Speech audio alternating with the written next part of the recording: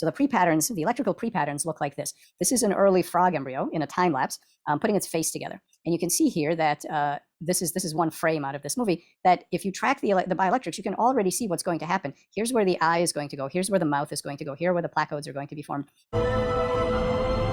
You can already read, long before the genes get turned on to actually start to pattern a frog face, you can already see the memories of the future here, okay, of what's going to happen. So this is a normal pattern that is absolutely required for normal craniofacial development. If you manipulate this electrical pattern, we get those Picasso tadpoles that I showed you, also various human channelopathies, birth defects in this electric face arise that way.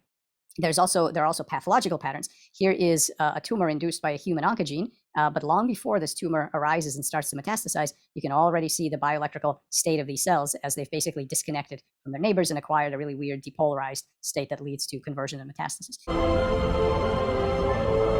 So this is how we read basically read the mind of these collective intelligences. We track, much like neuroscientists do with neural decoding of the brain, we can track the electrical activity of all these other cells.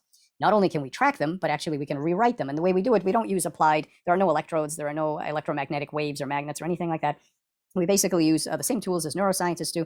We use pharmacology and genetics and light to control how cells talk to each other and what kind of electrical states they undergo. So okay, so we can now write the kind of information that you just saw us reading. When you do this, here's what you can do when you've learned to do that. First thing is, here's an example. There's our induced tumor with its weird aberrant bioelectrical state, and we had said, what if we put in the oncogene, but at the same time we put in something else, an ion channel that forces those cells to stay electrically connected to their neighbors. In other words, even though the oncogene says disconnect and go become an amoeba, we are going to force them to stay electrically connected to their neighbors. And when you do that, here's where the red is where the oncoprotein is. It's blazingly expressed. Here's where the tumor should be. It's all over the place, but there's no tumor.